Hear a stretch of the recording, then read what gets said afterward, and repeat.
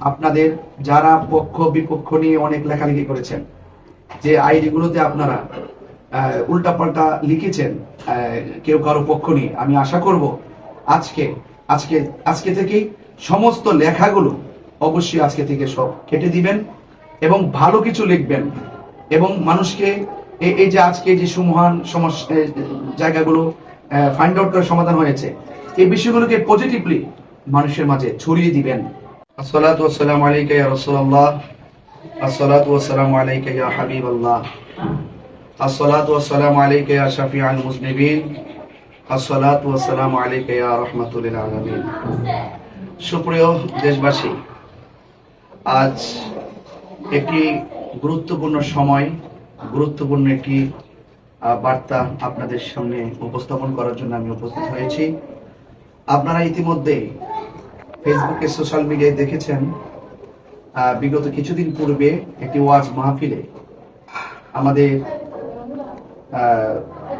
মাওলানা আব্দুর রহমান রেজভী হুজুর এবং আমার স্নেহাস্পদ মাওলানা শামীম রাজা কাদরী উভয়ের মধ্যে কিছু বিষয়াদি নিয়ে স্টেজের মধ্যে কিছু অপ্রত্যাশিত বিষয় পরিলক্ষিত হয়েছে। সেই দৃষ্টিকোণ থেকে ফেসবুকে অনেক মানুষ অনেকভাবে অনেক কথাবার্তা লিখেছেন এবং অনেকে দুঃখ প্রকাশ করেছেন, অনেকে আবার এটা নিয়ে আলোচনা করেছেন, আবার সমালোচনা করেছেন। কেউ হয়তো মাওলানা আব্দুর রহমান রেজভী হুজুরের পক্ষে কথা বলেছেন, কেউ শামীম রাজা কাদরীর পক্ষে কথা বলেছেন।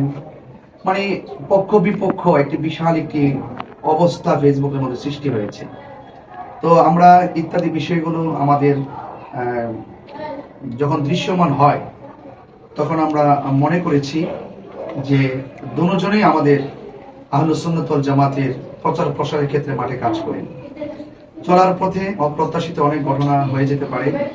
সেই দৃষ্টিকোণ থেকে আমরা আজকে উভয়কে নিয়েই এক জায়গায় বসেছি। এক জায়গায় বসে আমরা বিস্তারিত আলোচনা করেছি। আলোচনা সাপেক্ষে আগামীতে আহলুস সুন্নাত ওয়াল জামাতের রোডম্যাপ যেন আন্তরিক হয়, পরিকল্পনা যেন সুন্দর হয়, সেই জন্য আমরা অনেক আলোচনা করেছি। আলোচনার ভিত্তিতে আমরা রাসূল করিম সাল্লাল্লাহু আলাইহি সাল্লামের ওই হাদিসটাকে প্রাধান্য দিয়েছি। ক্বালা রাসূলুল্লাহ সাল্লাল্লাহু আলাইহি সাল্লাম, মান লাম ইয়ারহাম সাগীরানা ওয়া লাম ইউক্কির কাবীরানা ফালাইসা মিন্না। সেই হাদিসের আলোকে আমরা আজকের এই যে অনাকাঙ্ক্ষিত যে বিষয় পরিলক্ষিত হয়েছে সেটা সমাধান করেছি এবং একজন আরেকজনের সাথে আত্মার বন্ধনে মানে খুবই আন্তরিকতার ভিত্তিতে আমরা এটা আজকে সমাধান করতে পেরেছি। এবং আপনারা দেখতেই পাচ্ছেন যে বই কিন্তু আমার পাশে কিন্তু দাঁড়িয়ে আছেন। তো সকলে পড়ি আলহামদুলিল্লাহ।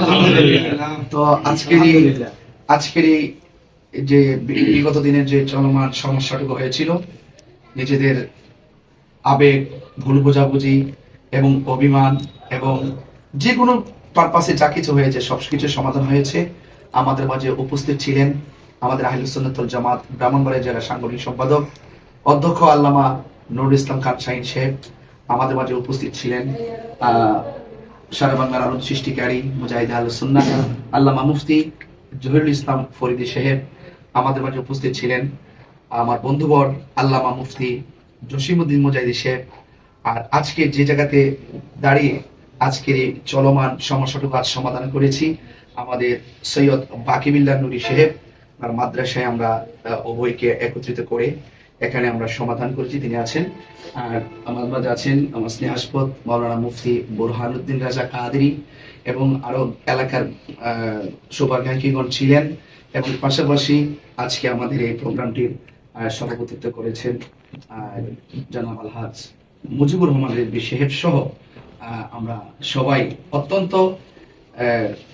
সুষ্ঠু পরিবেশ এবং আন্তরিকতার ভিত্তিতে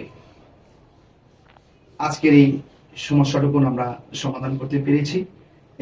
একজন আরেকজনের সাথে এতটুকু সৌহার্দ্যপূর্ণ আচরণ ছিল যেটা আমরা আহলুস সুন্নাত ওয়াল জামাতের সবাই প্রত্যাশা রাখতে পারি যে আগামীতেও এমন আরো অনেক কিছু ভালো কিছু আমরা প্রেজেন্টেশন করতে পারবো। আমি আশা করি যে কোনো সমস্যা যদি হয়, ভুল বোঝাবুঝি থেকে হোক আর অভিমান থেকে হোক, মনের অজান্তে হোক, আমরা যেন হুট করে যেন কোনো পক্ষ বিপক্ষ নিয়ে যেন আমরা ফেসবুকে গোলাট না করি। আমরা যেন আশা করি যে আমাদের মধ্য থেকে কেউ দায়িত্ব নিয়ে এই সমস্যাগুলো সমাধান করবেন। আর ইসলামী নিয়তে এই কাজগুলো কিন্তু দিনের সৌন্দর্য, সুন্নিয়তের সৌন্দর্য। আপনারা কি বলেন? দিনের সৌন্দর্য। তো সেই জন্য আপনাদের যারা পক্ষ বিপক্ষ নিয়ে অনেক লেখালেখি করেছেন, যে আইডি গুলোতে আপনারা উল্টাপাল্টা লিখেছেন কেউ কারো পক্ষ নিয়ে, আমি আশা করব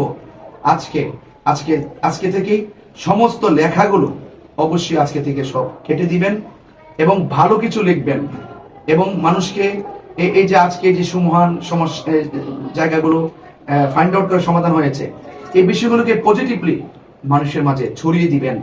কারণ ক্ষমাই মহত্বের লক্ষণ, আর মানুষকে ভালোবাসা একটি মানুষের নৈতিক ভূষণ।